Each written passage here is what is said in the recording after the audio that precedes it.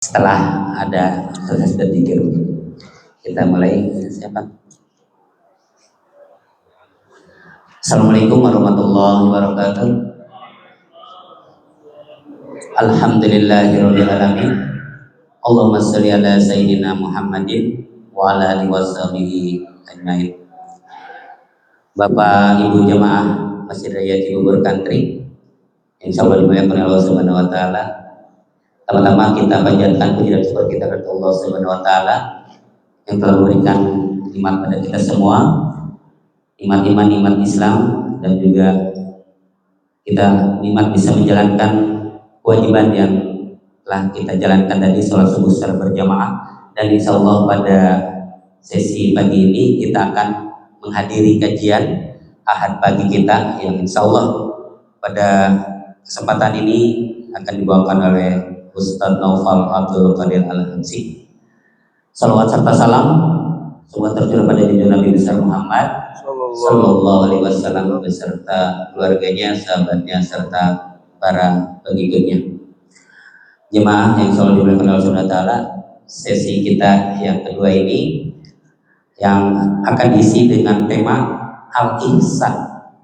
Jadi konsep tertinggi dalam Islam dalam beribadah kepada Allah dan interaksi sosial.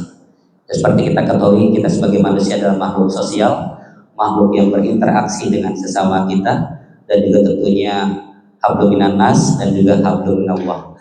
Nah, dalam hal ini al-ihsan nanti akan disampaikan oleh Ustadz seperti apa yang akan nanti kita sebagai seorang yang makhluk sosial dan juga bagaimana kita menjalankan ibadah kepada Allah Subhanahu wa taala. Dan kita juga sudah menampung beberapa pertanyaan dari sesi nanti. Jadi sesinya adalah ada kajian awal yang disampaikan oleh Ustadz, dan nanti akan ada sesi tanya jawab dari jemaah, dan juga ada beberapa yang sudah mengajukan pertanyaan melalui WhatsApp. Jadi nanti kita sesinya akan lebih interaktif Bapak Ibu. Jadi kalau ada yang ditanyakan dipersiapkan, dan nanti akan kita luangkan waktu untuk ada sesi pertanyaan. Jadi saya cukup sekian sebagai pengantar, dan saya persilakan tafadhol Ustaz.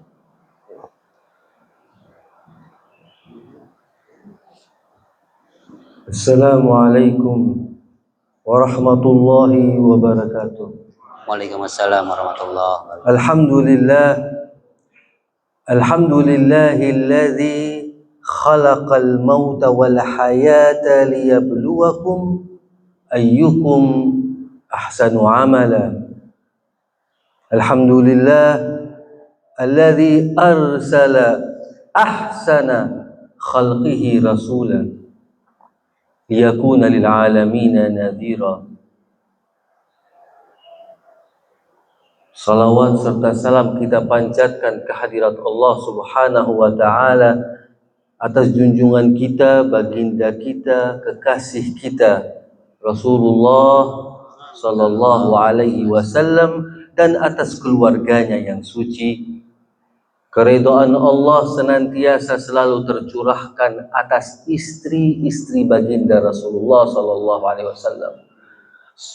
Keridhaan Allah selalu tercurahkan atas sahabat-sahabat Nabi yang mulia, yang telah mengorbankan jiwa dan raganya demi membela Allah, membela Rasulullah, membela agama Islam, sehingga agama Islam bisa sampai ke negeri yang tercinta ini. Ma'asyiral hadirin, bapak-bapak, ibu-ibu, dan para pendengar sekalian yang insya Allah di pagi ini dirahmati oleh Allah Subhanahu wa ta'ala. Berbicara tentang al-ihsan, mari kita mulai dari wahyu Allah Subhanahu wa ta'ala, bersandarkan kepada Al-Quran dan hadis Nabi sallallahu alaihi wasallam. Kata-kata al-ihsan di dalam Al-Quran disebut sebanyak 12 kali. 9 kali itu berkaitan dengan hablum minan nas alias sosial. 9 kali. Dan yang di antara 9 kali ini disebut yang paling banyak adalah apa? Wa qada rabbuka alla ta'budu illa iyyah wa bil walidaini ihsana. Kata-kata atau firman Allah wa bil walidaini ihsana disebut sebanyak 5 kali dalam Al-Quran. Di antaranya ada di dalam surat Al-Baqarah ayat 83, surat An-Nisa ayat 36, surat Al-An'am ayat 115, surat Al-Isra ayat 23, dan surat Al-Ahqaf ayat ke-15. Sebagaimana kita ketahui, kalau berbicara tentang sosial, itu mencakup semua hubungan antara manusia dengan sesama manusia. Maka tingkatan yang paling tinggi adalah apa?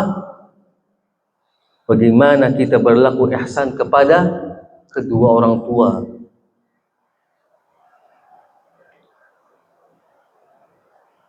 Satu kali Allah berbicara tentang al-ihsan secara umum atau merangkap hablum minallah dan hablun minan nas.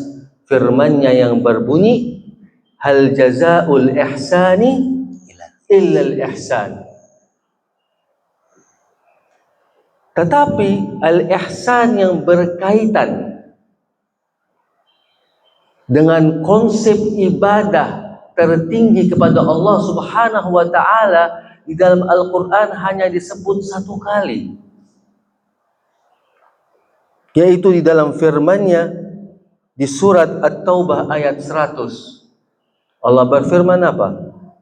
Perhatikan firman Allah. Was-sabiqunal awwaluna minal muhajirina wal ansar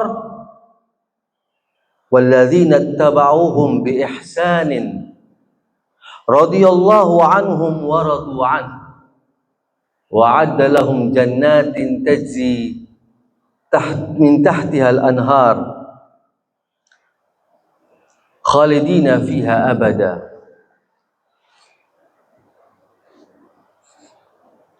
Bapak-bapak, ibu-ibu, para pendengar yang insyaallah dirahmati Allah Subhanahu wa ta'ala,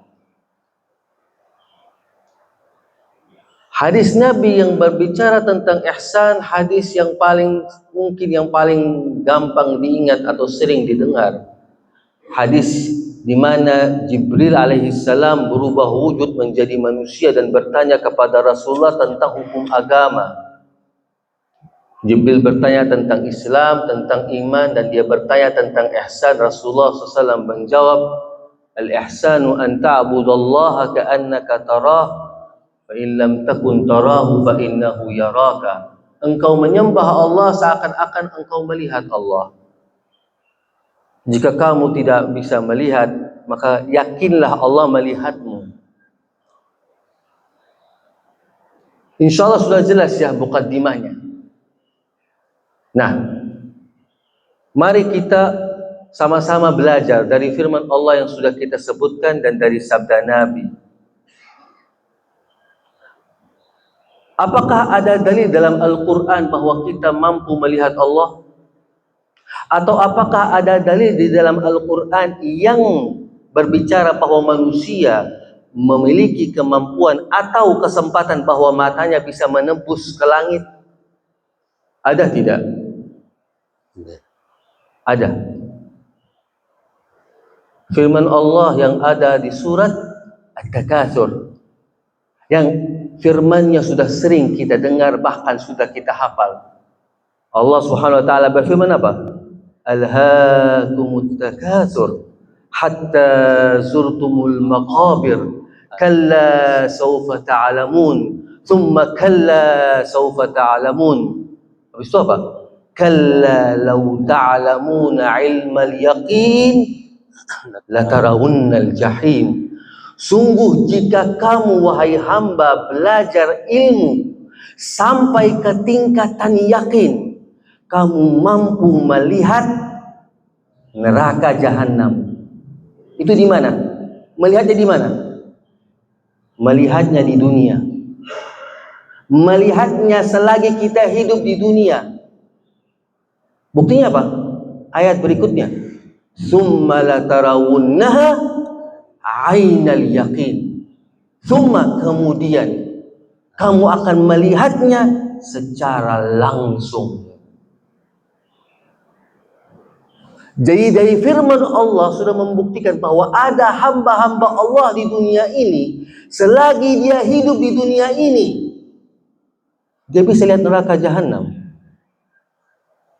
Kalau neraka jahanam aja mampu dia lihat, apalagi malaikat, gak ada artinya. Apalagi jin, apalagi setan. Ini firman Allah. Buka terjemahan manapun, tafsiran manapun, akan artinya sama. Namun pertanyaannya, bagaimana kita bisa mencapai ilmu tersebut? Bagaimana kita bisa mencapai ketingkatan itu? Ini kalau kita bicara tentang al-ihsan. Pada abad ke-18, pada abad ke-18, ada beberapa kelompok, niatnya baik. Tapi kalau ingin berbicara tentang al-ihsan, atau membuka majlis ta'lim yang berbicara tentang ihsan, terkesannya kurang wow, kurang mewah. Maka mereka merubah namanya dengan nama lain, yaitu apa? Ilmu sufistik, ilmu tasawuf, ilmu kerohanian. Di zaman Nabi nama-nama itu tidak ada, sebutan-sebutan itu tidak ada, padahal isinya sama. Rasulullah SAW sudah mengajarkan kita, kamu tidak akan mampu mencapai level tertinggi sampai kamu menjadi muslim dulu. Rukun Islam dipenuhi, kemudian rukun iman dipenuhi, baru kamu masuk mendalami apa yang namanya ilmu ihsan. Allah Subhanahu wa taala berfirman apa? Udkhulu fis silmi kafah, secara sempurna, utuh. Adakah manusia yang berani mengatakan bahwa sahabat-sahabat Nabi yang mulia mereka tidak masuk Islam kafah? Ada tidak? Ada tidak? Gak ada kan? Sekarang saya mau tanya, semua kita hafal rukun Islam, betul tidak? Ada beberapa sahabat-sahabat Nabi wafat atau tewas tidak sempat sholat 5 waktu karena hukumnya belum turun. Ada sebagian sahabat-sahabat Nabi wafat atau tewas tidak sempat haji, tidak sempat bayar zakat. Salah satu wanita tersuci, terbaik yang pernah Allah ciptakan, istri baginda Rasulullah SAW, Khadijatul Kubra, wafat tidak sempat sholat karena hukum sholat belum turun. Rasulullah belum Isra dan Mi'raj. Apakah mereka dikatakan tidak Islam kafah? Jadi ketika Allah berfirman udkhulu fis silmi kafah, bukan artinya semata-mata rukun Islam ditetapkan. Ini baru kita bicara tentang rukun Islam. Allah Subhanahu wa taala berfirman dalam hadis qudsi, laisa kullu musallin yusalli, tidak semua orang sholat aku hitung, aku anggap sebagai orang yang sholat. Innama ataqabbalu sholata liman tawadha'a li'azamati wa qata'an nahara li dzikri. Maka ulama-ulama al-ihsan mengatakan orang yang sholat ketika ditanya kenapa kamu sholat, karena wajib. Di mata Allah dia tidak sholat. Sholat karena supaya masuk surga, dia tidak sholat. Sholat supaya selamat dari neraka, dia tidak sholat. Tapi apa yang dia mau Allah kasih. Yang sholatnya karena wajib, maka wajibnya gugur. Yang sholat karena ingin masuk surga, Allah mudahkan dia masuk surga. Yang sholat karena tidak mau masuk neraka, Allah selamatkan dari neraka. Tetapi di mata Allah dia tidak sholat. Kenapa? Karena masuk dalam kategori riya. Riya apa? Kau melakukannya bukan untuk Allah. Karena jawaban yang sesungguhnya, kenapa kamu sholat? Karena saya budaknya Allah. Saya ini hamba Allah. Mau Allah masukkan saya ke surga, mau Allah campakkan saya ke neraka, urusan 10. Ini bukti saya menghamba kepadanya. Itu seharusnya yang menjadi ideologi pendirian seorang muslim.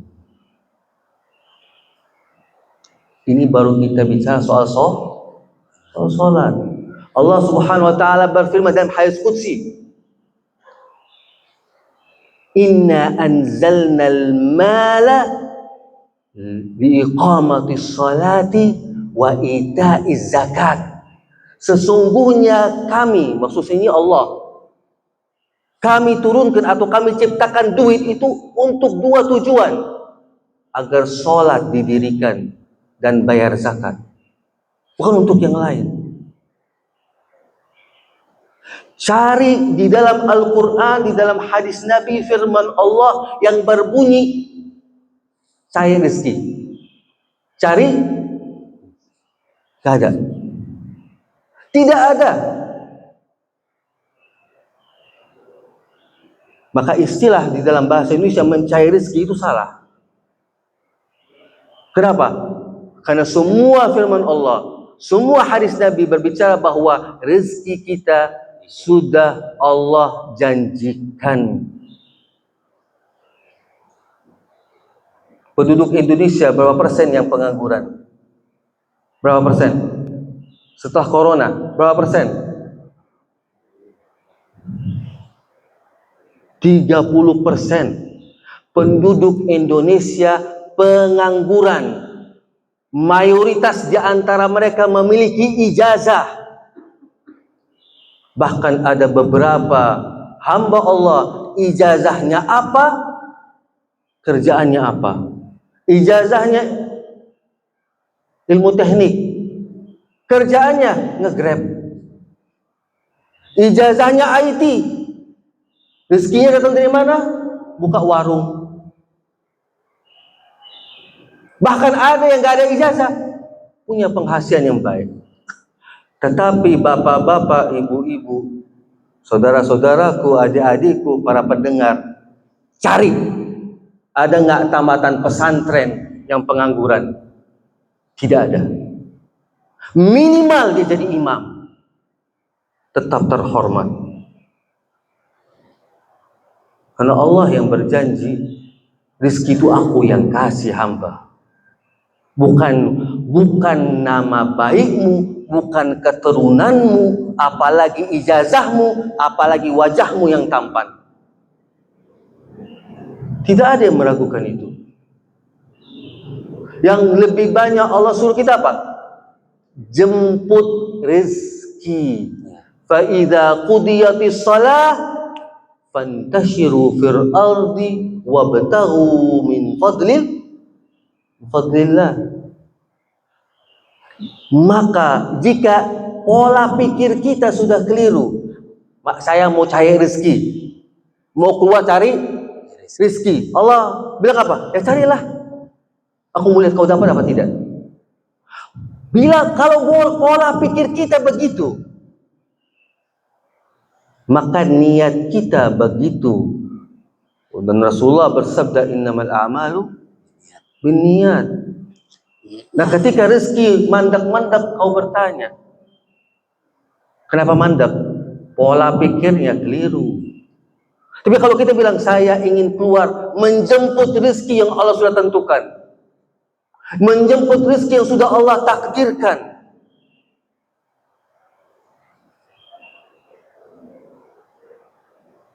Ini yang barusan kita bahas, masuk dalam kategori ilmu ihsan. Karena Rasulullah bersabda apa? Kau menyembah Allah seakan-akan kau melihatnya. Allah Subhanahu wa taala berfirman dalam hadis qudsi, Innas sama wal ard ajazat Innas samaa wal arda da'ufat an tasi'ani wa wasi'ani qalbul mu'min. Apa artinya? Sesungguhnya langit dan bumi tidak mampu menampungku, tetapi hati seorang hamba mampu menampungku. Ini Allah bicara soal apa? Berbicara tentang hubungan yang spesial antara seorang hamba dengan Tuhannya. Kita diajarkan sejak lahir, manusia dari lahir diajarkan, begitu lahir dia langsung belajar mencintai ibunya. Begitu dia beranjak sedikit dewasa, dia belajar kagum dan mencintai ayahnya. Begitu tambah dewasa, dia belajar mencintai saudara kandungnya. Tambah dewasa, dia belajar mencintai familinya. Tambah dewasa, dia belajar mencintai pasangannya. Setelah itu apa? Dia belajar mencintai anaknya. Dan Rasulullah bersabda, tidak ada yang mampu mengalahkan cinta orang tua kepada anaknya. Itu semua Allah ajarkan untuk apa? Agar kita mempresentasikannya kepadanya, agar kita melahirkan, menghadirkan cinta itu kepada Allah Subhanahu wa taala. Dan kita mampu. Begitulah Rasulullah, begitulah sahabat Nabi. Dan di dalam firman Allah surat At-Taubah, Allah bilang apa? Walladzina taba'uhum bi ihsan.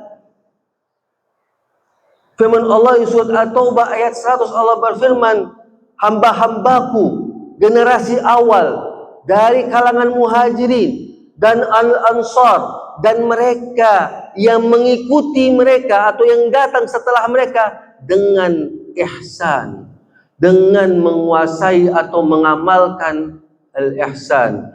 Radhiyallahu anhum wa radu'an. Allah akan ridha kepada mereka.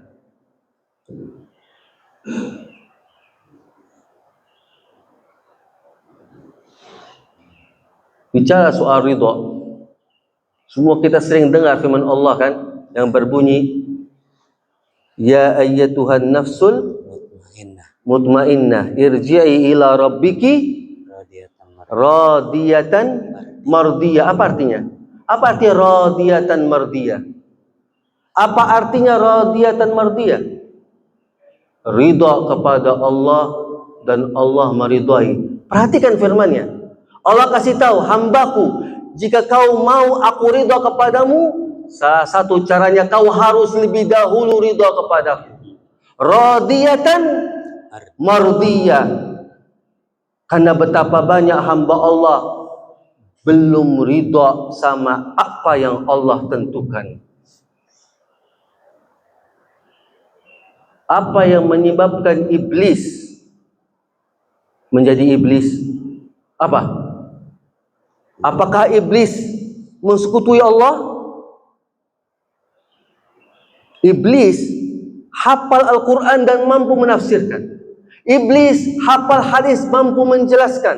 Iblis sampai detik ini masih sholat dengan syariatnya dia dan masih menyembah Allah. Tapi Allah bilang apa? Rajim, terusir dari rahmat Allah. Kenapa? Karena ada ketentuan Allah yang dia tidak ridhoi, dia tidak setujui.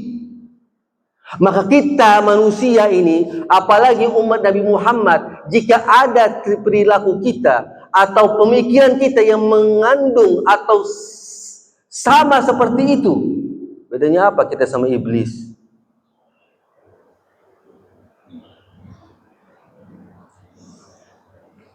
Kalau seandainya disuarakan, mari kita menjadikan negara ini negara Islam dengan hukum Islam. Saya berani taruhan, yang pertama kali protes siapa?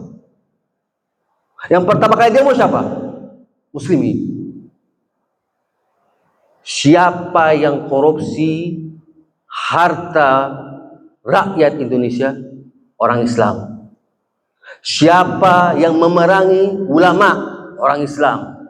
Siapa yang makan harta anak yatim, harta masjid? Orang Islam. Ini kita sampaikan bukan dengan bangga, dengan penuh prihatin.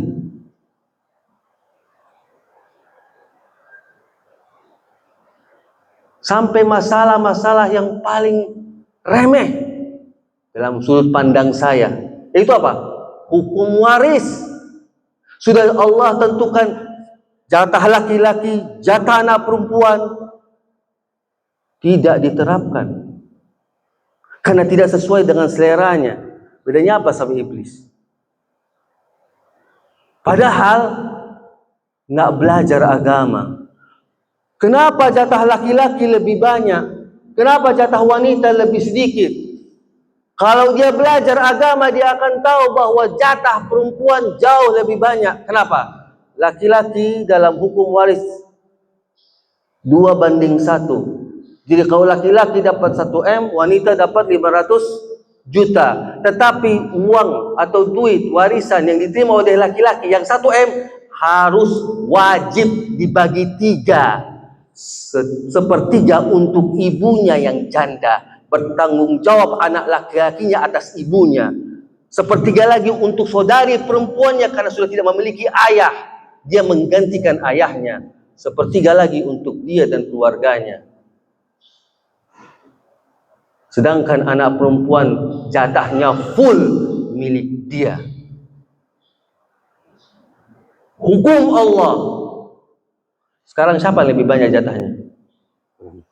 Apabila ada laki-laki yang mendapatkan warisan tidak menjalankan itu, salah si laki-laki, bukan salahnya hukum Allah. Ini sedikit kita bicara soal apa? Syariat Islam.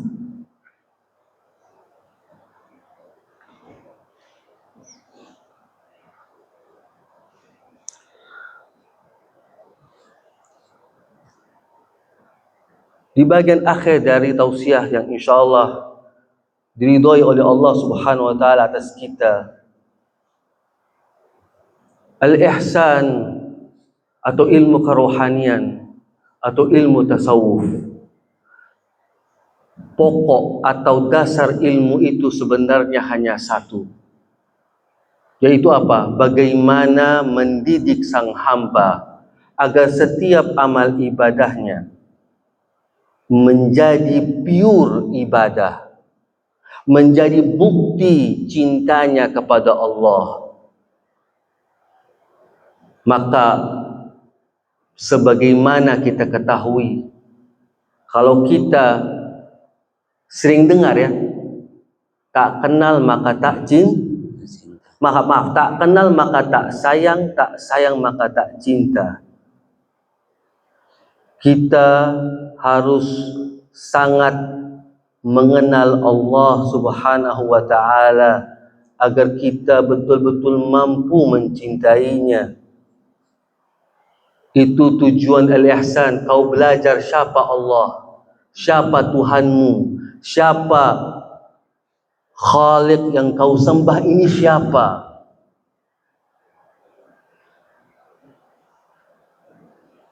Allah Subhanahu wa taala berfirman apa? Dengarkan baik-baik. Ya bna Adam, indaka ma yakfika wa anta tatlubu ma yutghika. Wahai anak Adam, rezeki yang kuberikan kepadamu sebenarnya cukup, tapi kau selalu meminta lebih dan lebih, sedangkan rezeki yang berlebihan akan membuatmu zalim. La biqalilin taqna wala bikathirin tashba. Rizki sedikit tidak kau syukuri, rizki banyak kau tidak kenyang. Idza asbahta min naumika aminan fi sirbika indaka qutu yaumika fa'ala dunyal kafaf. Jika kamu bisa bangun saja di pagi hari, bangun dari tidurmu merasakan aman, tidak seperti saudara-saudara kita yang di sana nggak tahu kapan bom jatuh, nggak tahu kapan bencana alam tiba. Jika kau kalau seandainya kau bisa bangun dalam keadaan aman, ada makanmu pada hari itu, apalagi yang kau cari? Allah Subhanahu wa taala juga berfirman apa? Ya ibna Adam, idza radita bima qasamtuhu lak, katabtuka indi mahbuba. Wahai hambaku, wahai anak cucu Adam, jika kau ridha atas semua ketentuanku, atas semua qada dan qadarku, kau ridha, ku catat kau di sisiku tercinta. Wa illam tarda la usallitanna 'alaika ad-dunya tarkud waraha raqdal wuhushi fil bariyah. Kalau kau tidak ridha, aku akan tumpahkan dunia ini atas kepalamu. Kau kejar dunia seperti binatang buas di alam liar. Wala yakunu laka illa ma faradtuhu lak. Dan yang kau dapat sama seperti yang ku takdirkan. Ini hadis qudsi. Hadis qudsi adalah hadis yang berupa firman Allah tapi tidak masuk di dalam Al-Quran.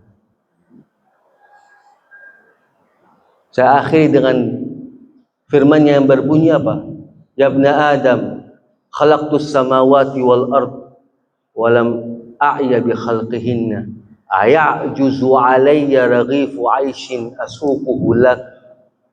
Wahai anak Adam, aku telah menciptakan langit dan bumi tanpa sedikit pun kesusahan. Apa mungkin susah bagiku mengantarkan sesuap nasi untukmu? Apa yang barusan kita pelajari bersama-sama merupakan mukaddimah. Apa yang akan kita bahas jika Allah ridhai dan Allah berikan usia dan kesehatan untuk lebih dalam lagi mempelajari ilmu al-ihsan. Wabillahi taufiq wal hidayah wa ridha wal inayah. Wassalamualaikum warahmatullahi wabarakatuh.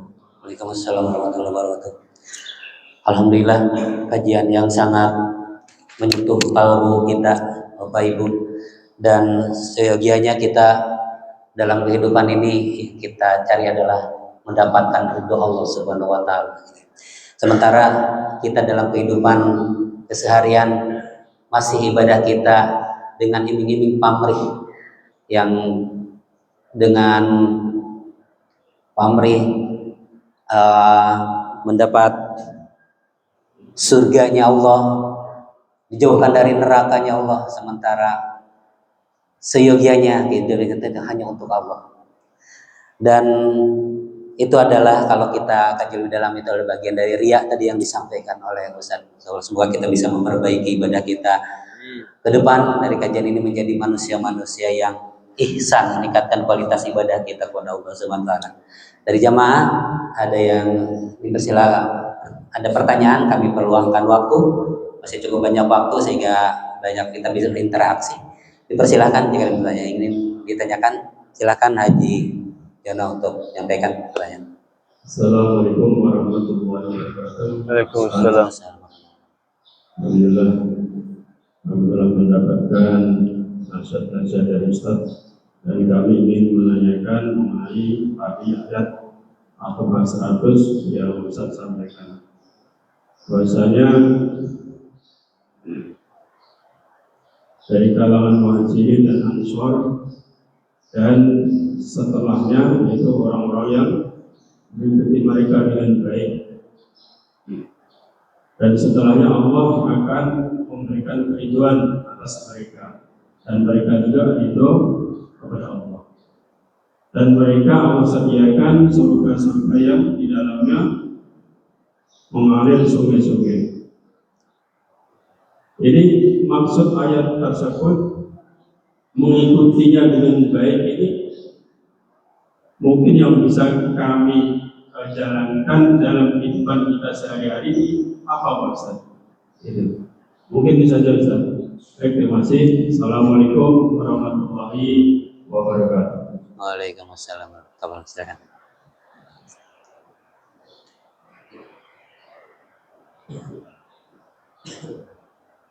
Baik. Baik dalam bahasa Arab apa? Khair. Hah? Khair. Khair. Kenapa ihsan diterjemahkan dengan kata-kata baik?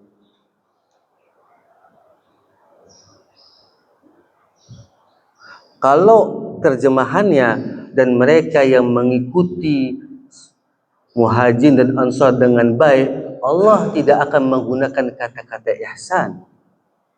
Itu yang pertama harus digarisbawahi. Ihsan itu levelnya berbeda. Wabil walidaini ihsana. Bahasa Indonesia memiliki keterbatasan.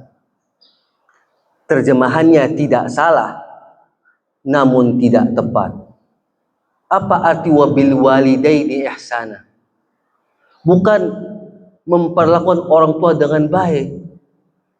Karena kalau dengan baik, kita akan kalah sama orang yang duitnya banyak. Kita bahkan bisa kalah sama non-muslim kalau baik. Tapi Allah tidak bilang baik. Allah bilang ihsan. Apa tuh ihsan? Salah satu arti apa?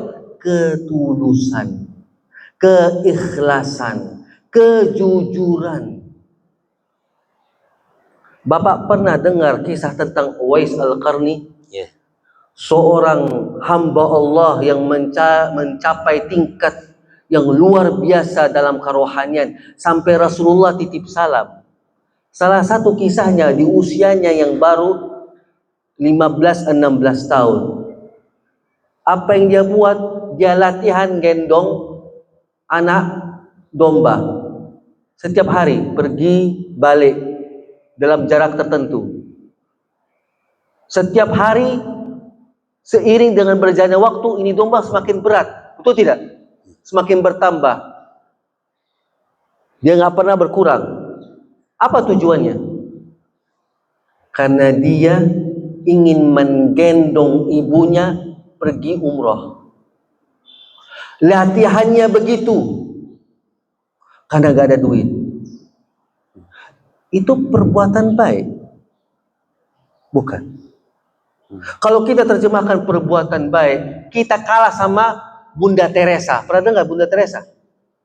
Seorang suster yang ternama, yang perbuatan sosialnya mendunia. Bukan baik, tapi ihsan.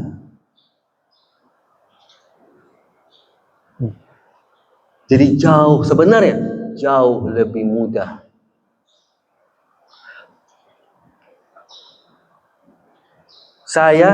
Contohnya, saya sholat tahajud. Setiap kali sholat tahajud, khatam 1 juzuk.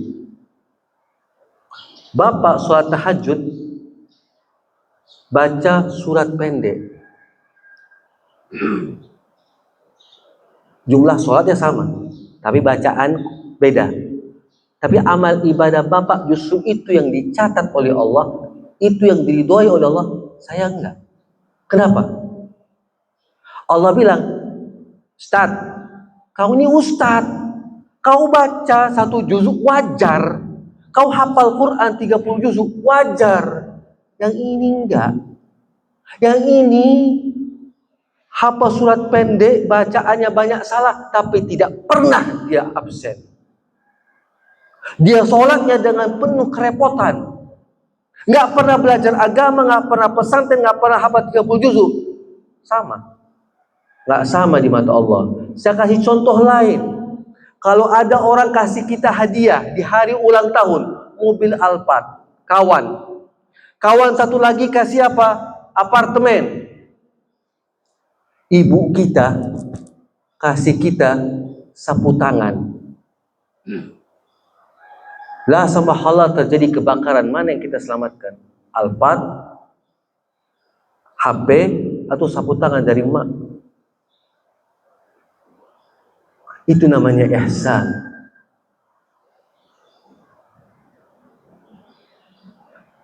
Jadi mari kita beribadah sebagaimana yang Allah firmankan, wattaqullaha mastata'tum. Sejauh kemampuan kita dan kita jujur, ya Allah, aku hanya mampu sholat tahajud, baca surat pendek. Aku mampunya begitu. Ada kisah tentang Imam Ali menegur putranya, Imam Hussein. Dia lihat putranya sholat sunnahnya banyak. Sholat sunnahnya banyak. Dia tanya sama putranya, kenapa kau sholat sunnah banyak sekali? Putranya bilang apa? Supaya aku mendapatkan cinta Allah. Apa kata bapaknya? Anakku, jika Allah sudah mencintaimu, Dia akan terima darimu yang sedikit. Nggak perlu banyak-banyak. Tapi kualitasnya. Jadi ihsan di sini kualitas amal ibadah kita. Otomatis dari bapak ke saudara bapak yang di samping kepada keluarga bapak yang di rumah, masing-masing kemampuannya beda. Insya Allah jelas ya Pak ya? Iya. Ada pertanyaan lain dalam topik, luar topik, silahkan.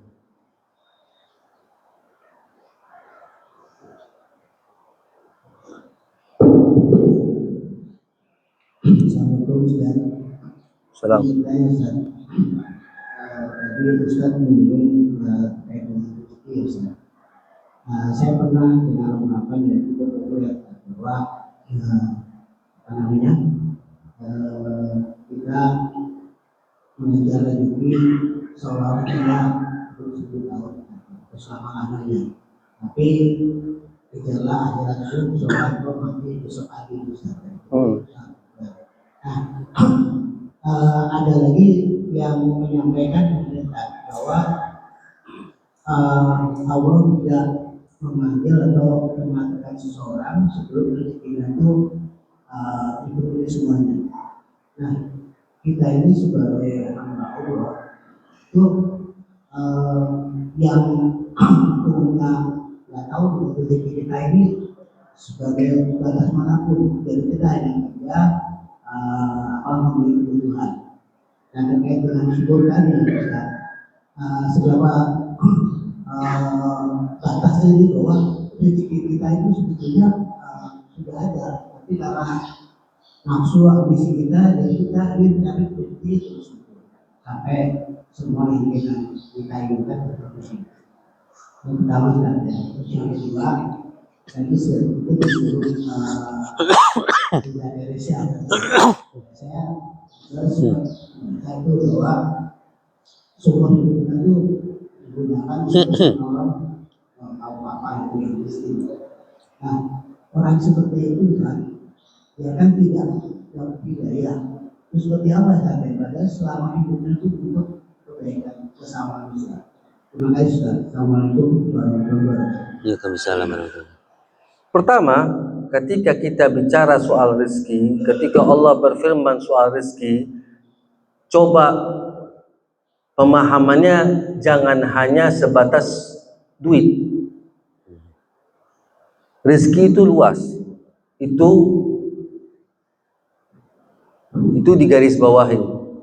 Rezeki itu bukan semata-mata duit. Pertama. Yang kedua, kalau kita bicara soal duit, kenapa orang non-muslim duitnya banyak? Ada yang mengatakan, Ustadz mengatakan, oh memang sudah takdir Allah subhanahu wa ta'ala supaya surganya di dunia. Itu tidak salah, tapi nggak tepat.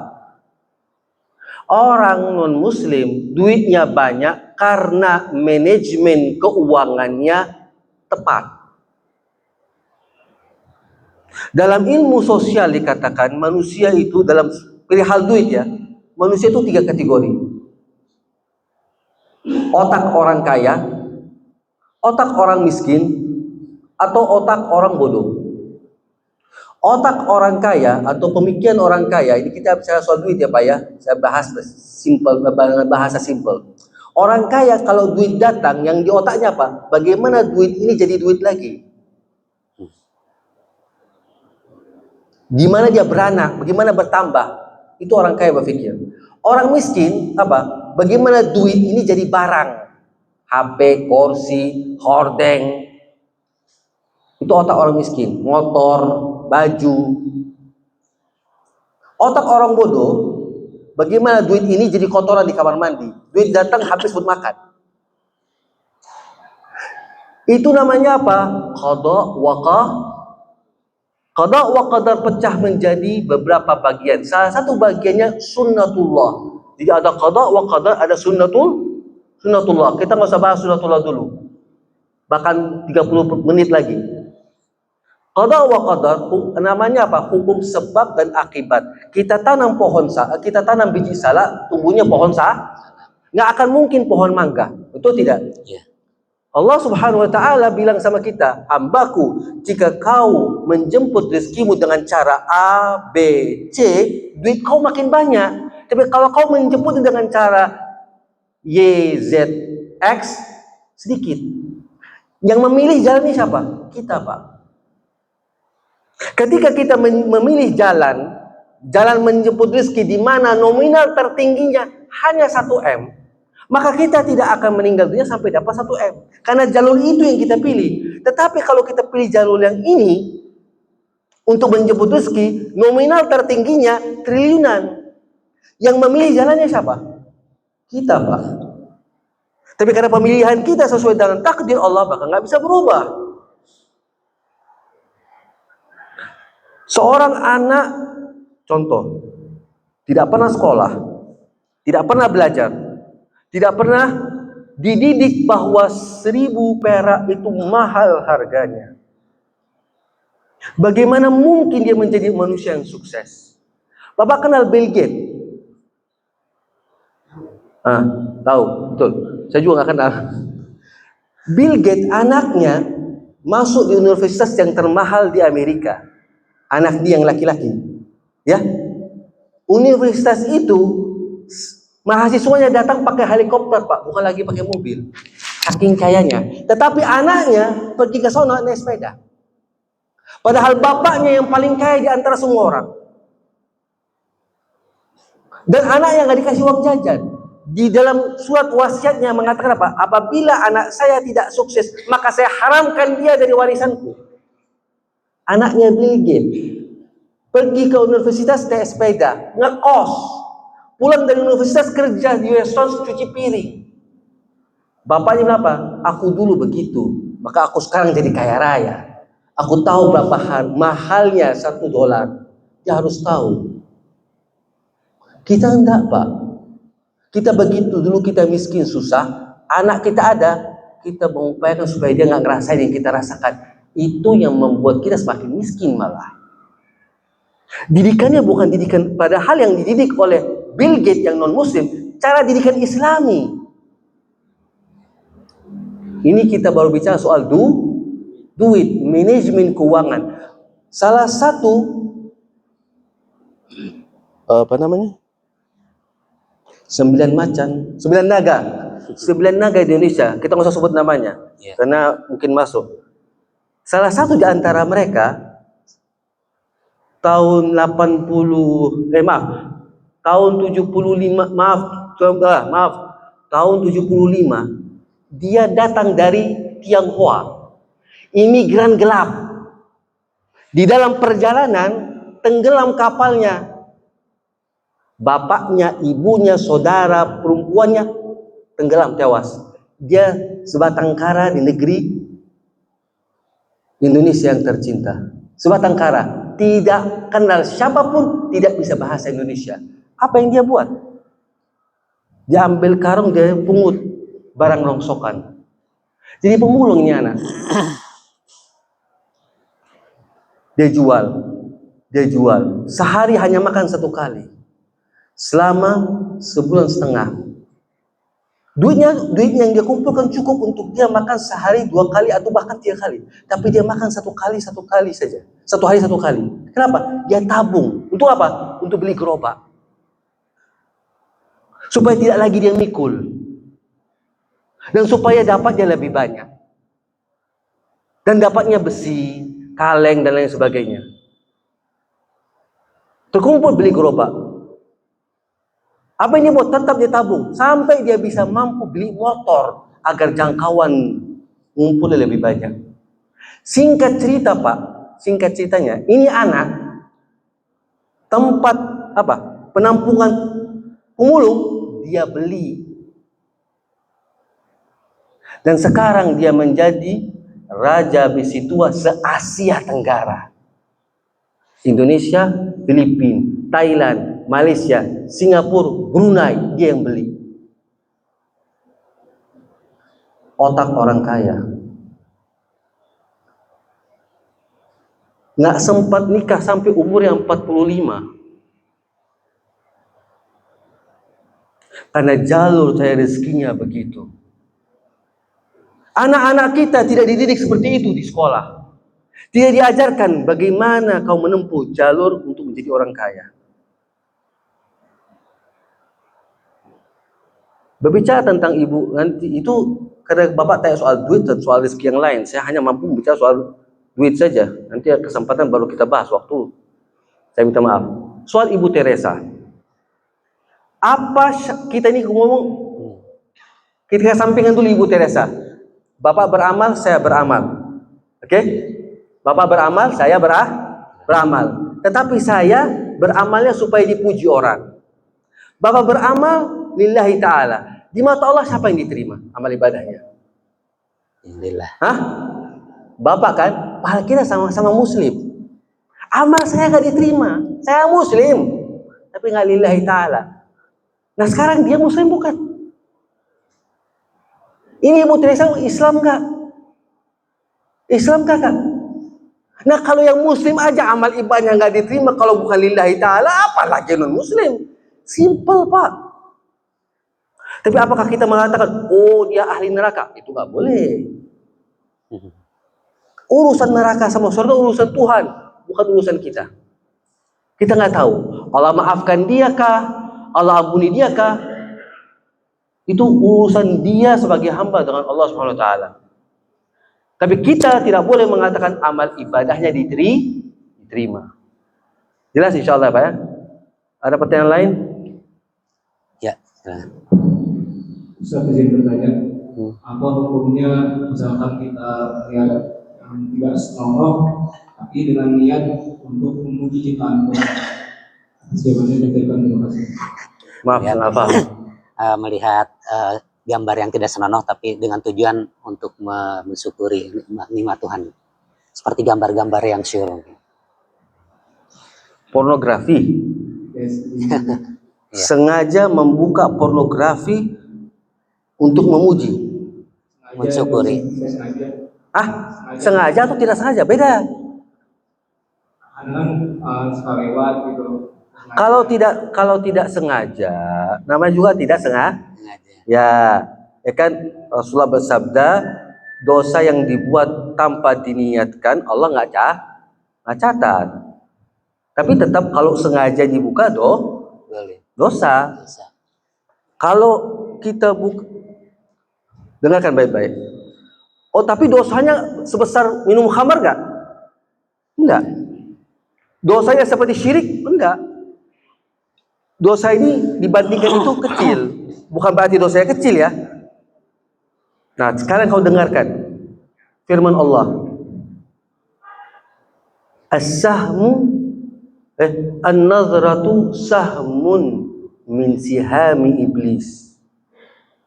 Man takunu anta waliyullahi am waliyyash syaitan. Apa artinya? Tatapan itu merupakan salah satu anak panahnya iblis. Pilihan di tanganmu, menjadi walinya Allah atau walinya setan. Sabda Nabi, barang siapa yang menjaga matanya, Allah akan ganti dengan kenikmatan iman di hati. Dalam ilmu agama, ilmu fikih maupun ilmu kerohanian, sepakat semua dosa diawali dengan mata. Yang kedua, dengan telinga. Kita mendengar. Tapi semua dosa berawal dengan mata. Maka Rasulullah bersabda nanti di hari zaman-zaman akhir, kiamat, minuman keras akan dibuat dengan kemasan yang indah. Agar orang lihatnya tertarik. Botol-botol minuman keras, cakep-cakep. Paham? Nah, sesuai dengan firman Allah, Zuyyina linnasi hubbus syahwat. Manusia itu diperindah oleh setan manusia dan setan jin untuk terjumus dalam dosa. Maka sama kayak saya bilang, ada orang kalau ada mencuri ayam, ayam tetangga, sama orang yang mencuri 1 M korupsi, dosanya sama nggak? Sama, dampaknya beda iya. Dampak negatifnya tapi dosanya, dosa mencuri sama nggak? Kalau ujung-ujungnya berdosa, mau curi ayam atau curi 1 M?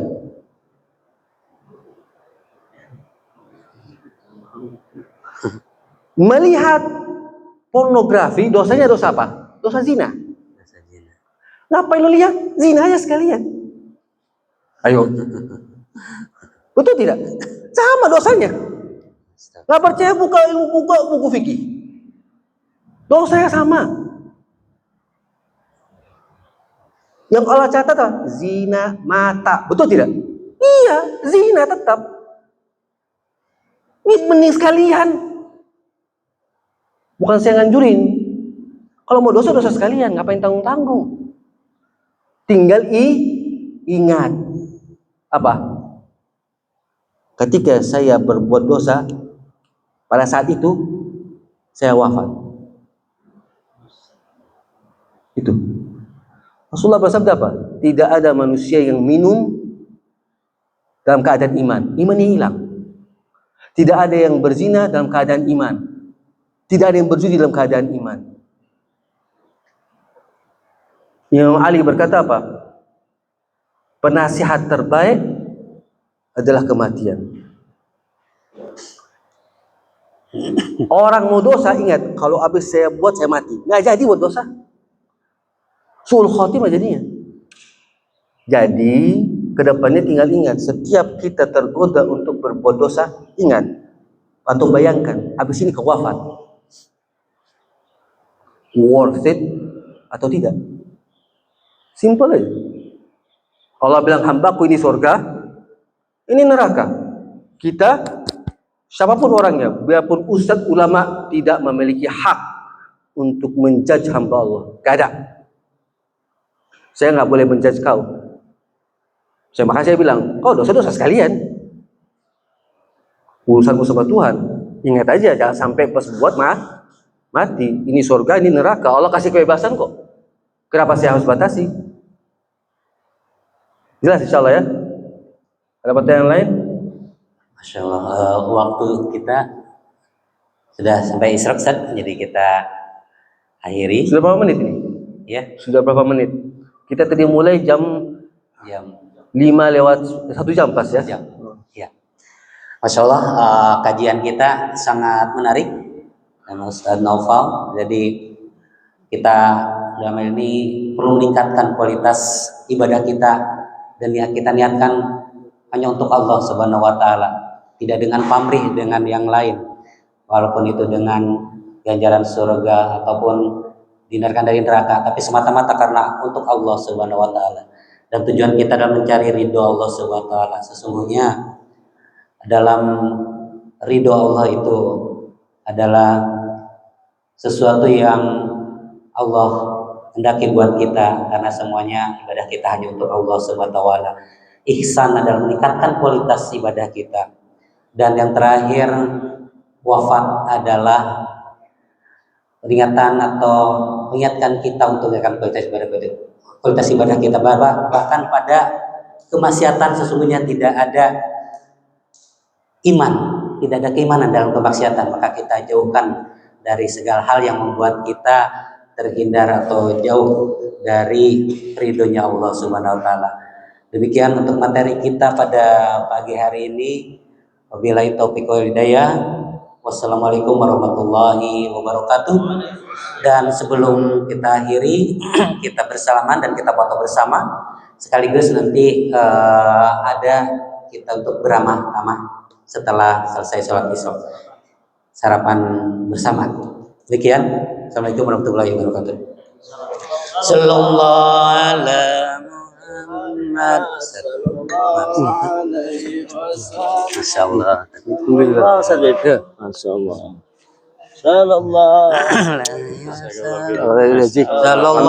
ala Muhammad sallallahu alaihi wasallam. Sallallahu ala Muhammad sallallahu alaihi wasallam. Sallallahu ala Muhammad sallallahu alaihi wasallam. Sallallahu ala Muhammad sallallahu alaihi wasallam. Sallallahu ala Muhammad sallallahu alaihi wasallam. Sallallahu ala Muhammad sallallahu alaihi wasallam. ala Muhammad sallallahu alaihi wasallam. Sallallahu ala Muhammad sallallahu alaihi wasallam. Sallallahu ala Muhammad sallallahu alaihi wasallam. Sallallahu ala Muhammad sallallahu alaihi wasallam. Sallallahu alaihi Muhammad sallallahu alaihi wasallam. Sallallahu ala Muhammad sallallahu alaihi wasallam. Sallallahu ala Muhammad sallallahu alaihi wasallam. Sallallahu ala Muhammad sallallahu alaihi wasallam. Sallallahu ala Muhammad sallallahu alaihi wasallam. Sallallahu ala Muhammad ya Rabbi salli wa sallim. Allahumma salli wa sallim wa barik.